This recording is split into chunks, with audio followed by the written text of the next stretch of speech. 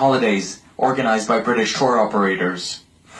But Sukai is all too aware of the repression, and unless there's an end to Jammeh's rule, her future is on the road north and across the Mediterranean.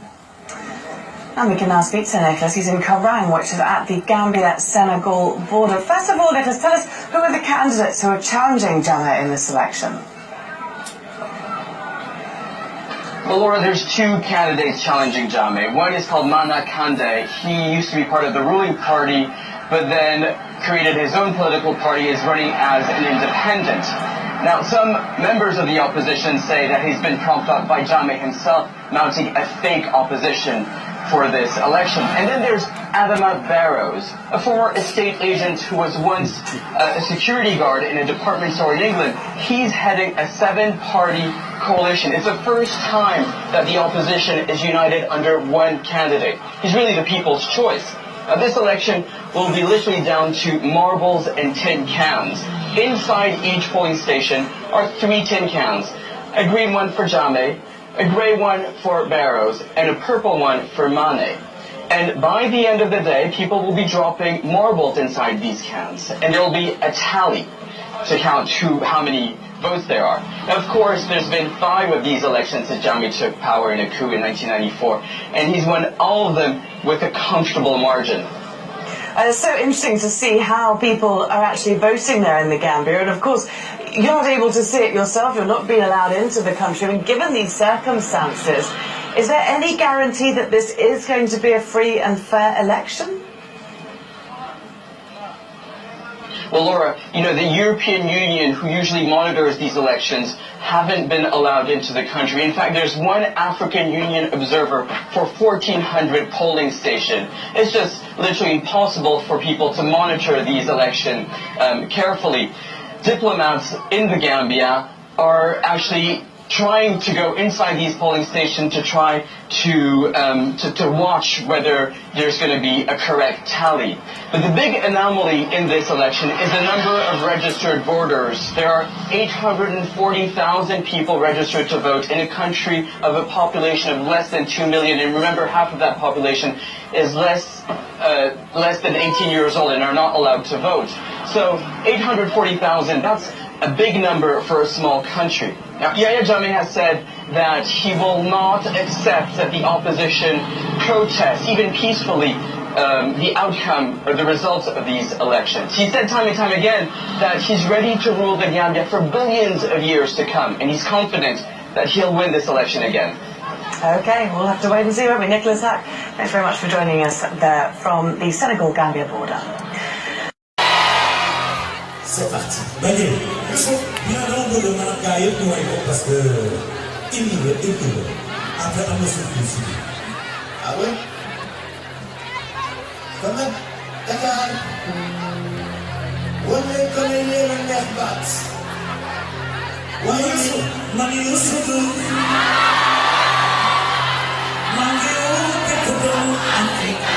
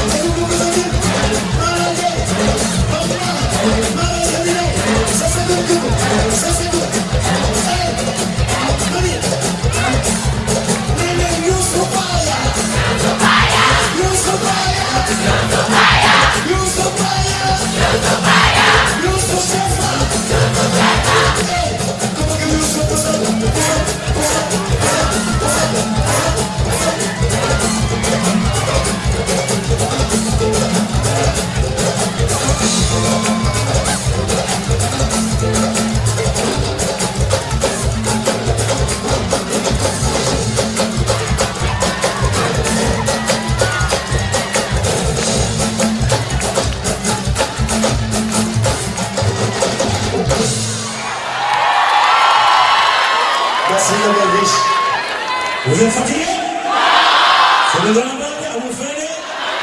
Grand bal à vous faire. Okay, next. Il a déjà fait mieux peut-être. On va vous faire aller. Mais vous êtes comme ça. Allez sur la télé, mieux que vous faites. What's up? Mohamed. Bravo. Attention, c'est parti.